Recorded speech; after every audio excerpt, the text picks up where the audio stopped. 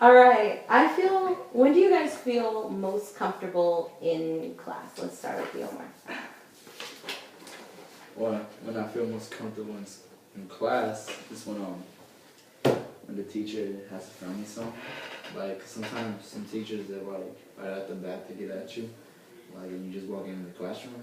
But like I feel comfortable when there's a friendly song and like a good song, like it's just doing our work and stuff, and when the teacher communicates well with the students.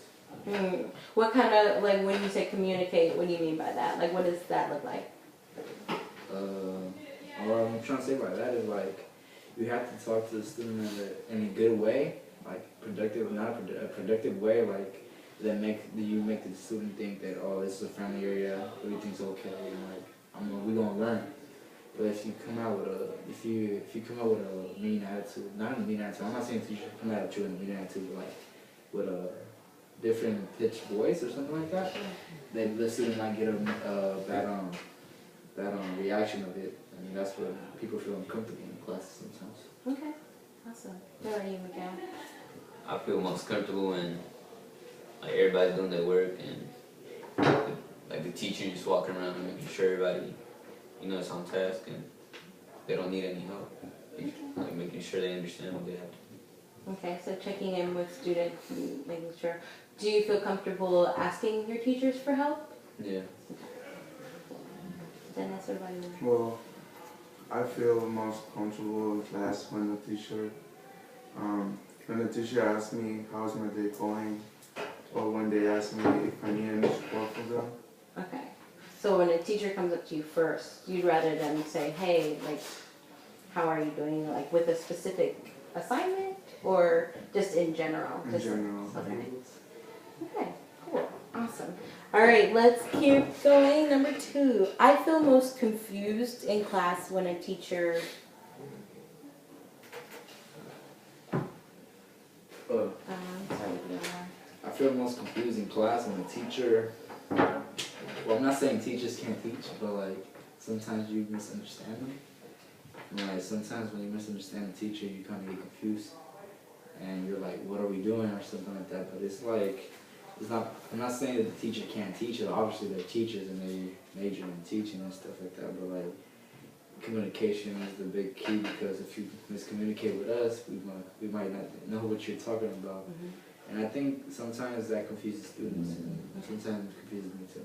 Can you give me an example? And you don't have to use names or anything, but like when, are you talking about like when in directions, like? Directions, yeah, or directions, or like how we do this, or like just directions that maybe the students don't quite get it the first time.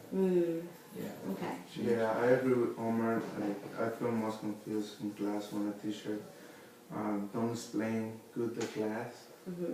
But most of the time it's because of me. Like I'm too distracted.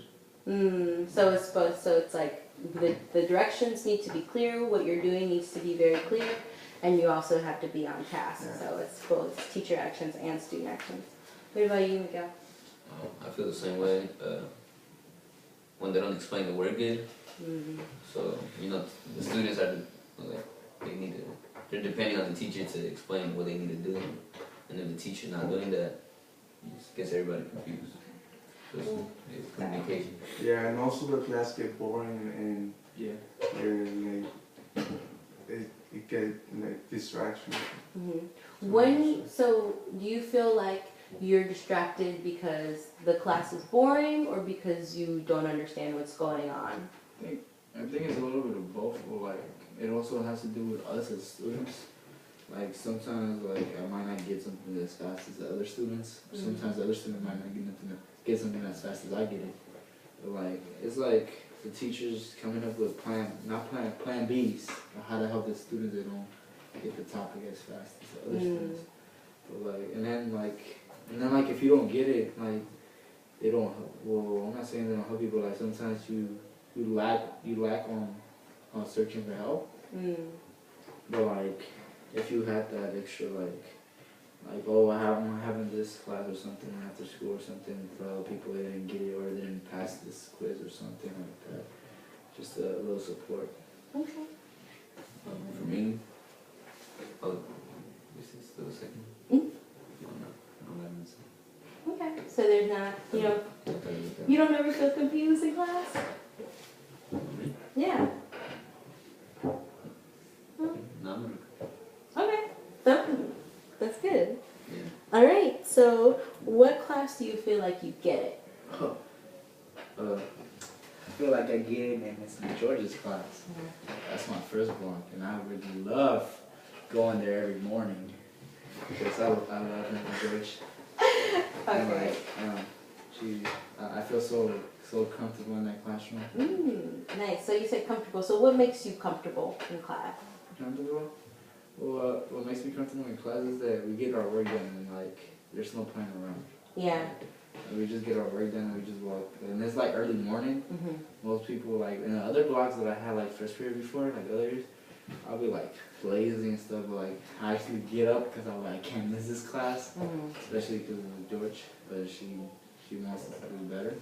So that's why I feel like I get it because she teaches me how to improve better and like when I need outside support, she's always telling me come in this time and that time. And like most teachers will just tell you, but it should be on you like to get there. But like with her, she's like a mom figure too in school because like she's like just pushing me like I better see you here after school. I better see you this something and just really like supports you. Awesome. For me, I have a good understanding of all my classes. It's just AP English. Sometimes it's a little confusing, but like Omar said, our teacher, Miss McGeorge, she explains like everything to us, and she does everything so we will understand. Like she'll tell us stay after school. She'll help us even when we're home. She said you could text her, email her, or anything. So yeah. Dennis? Well, in the class that I feel that I get it is in AP English, same, and also communication. Because the teacher gives me extra support in order to understand the material. And what does that extra support look like? Like, for example, Ms. McGeorge will always tell us that we can email her, Yeah, so being that able we can go after school, and yeah, basically. She gives us multiple options. Email, phone number, text, after school, lunch. Awesome. So like being able to have access to your teachers outside. Yeah. What about when you're in class? Like what are supports that happen? Like I am in class and I am struggling with this thing. It's a big block of text or it's like a set of problems that are really hard. What's something that helps you in that moment? In the moment, like when you're in class and you're doing it and you can't do it. That moment, maybe like, cause another example in her class, like she tells us like if we're stuck, like when we're doing like some questions or something, she's like asks her partner, but we don't really talk to our partners when we're in class. But like when she does, we have to use that in full potential because she has the opportunity to talk to our classmates and like our table mates. So like, and then when sometimes I don't understand, I raise my hand and tell her, what did I do here? What are we doing or something? And like for the other classes too, like I just feel like I ask a lot of questions because I feel like I can ask questions. Yeah, so like when I'm stuck, I just reach out to teachers or peers. Okay, so we're talking a lot about reading and like strategies for helping students read and like be able to access text. So the next question is, how do you approach a text? Like how do you approach reading? And when it's a lot or when it's like a more maybe higher level or more difficult? Like what are your initial approaches and what strategies have you used?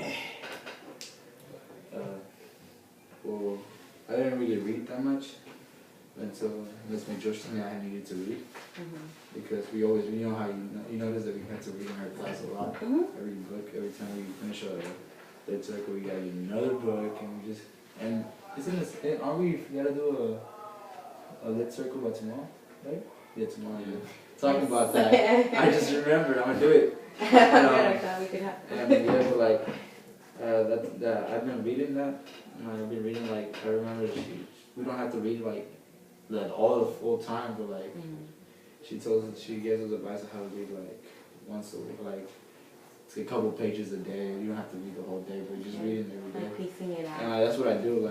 Like I paced out the lit circle. That's when I read. That's how I paced out. Like I don't really need to have the lit circle anymore. I already have it like, oh today I'm reading to here, and then tomorrow maybe I'll be here. So like having a schedule, Yeah, having like a having a schedule, how to plan. read a lot of pages. Yeah, okay. Anybody else? But yeah, like you said, we do read a lot because it's an AP course. So she's trying to prepare us for college. So I like that. so we need a lot of that reading. So I feel like when we do approach like a big text, it's not that difficult because we read a lot, so we're like prepared for it. Okay. That's not But when something is challenging for me, especially in the reading area, well, most of the time I listen to audio, So having the audio with and it. that helps me a lot Yeah. in order to complete my work. So when you're in class and you're reading, is it helpful, because we do a lot of partner reading as well, is it helpful to like sit down with a partner and work at, you mentioned not, using that time to talk to your peers. Yeah. Do you want to comment a little bit on that? Yeah, like when we read like articles, it's like a lot of pages when you look at it by yourself. Like you're like, oh, you gotta read all this, and annotate it, and do all this. Yeah, I don't know if you guys feel the same way like that. But then when we have time to like, oh, with your partners or your group table, that big chunk makes it into a little chunk because we work together and like, oh, you read this part, and then we annotate, and then I read the next page, we annotate, and then and we all communicate with that. And that's how it makes it easier. Okay, cool. We're gonna skip down. Oh, never mind. It is the next question. So number 5, just like in general in the classroom, do you feel like your voice matters, or do you feel like you have a say in how you learn, or how you and not what's being taught, but like how does your teacher make you feel like your voice matters in the classroom, or that they want your voice heard? I feel like our teachers, to me, they're always asking us, like, how we feel about certain things that have to do with the classroom. Like, how will it be better for us? Like, instead of them just doing it, they'll ask us to make sure that that's what we want. So. I feel like my voice really matters. Not only my voice, but my peers and everyone else. Teachers make me feel this way because there's sometimes ask me what do I need and how do I feel in order to do my schoolwork, or vice versa. They ask me what can they do to improve. Awesome. Well, so like constantly being able to give your teachers feedback is important to feel like your voice matters. That's awesome. How often do you feel like you participate in class? All the time, I can't stop talking. Okay, that makes sense. What about any you feel like you don't?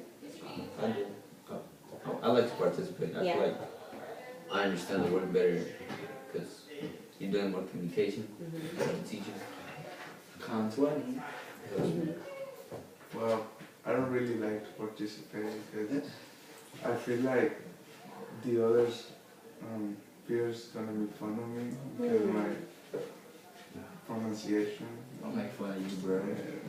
But that's how I feel. Don't worry about it. Don't worry about it. So what are teacher actions that can make you feel more comfortable? Like what can a teacher do before a discussion, or what can a teacher do before a partner read? Or something where you have to, like a Socratic, like what are things that happen either in the prep or that make you feel more comfortable? I don't know, probably.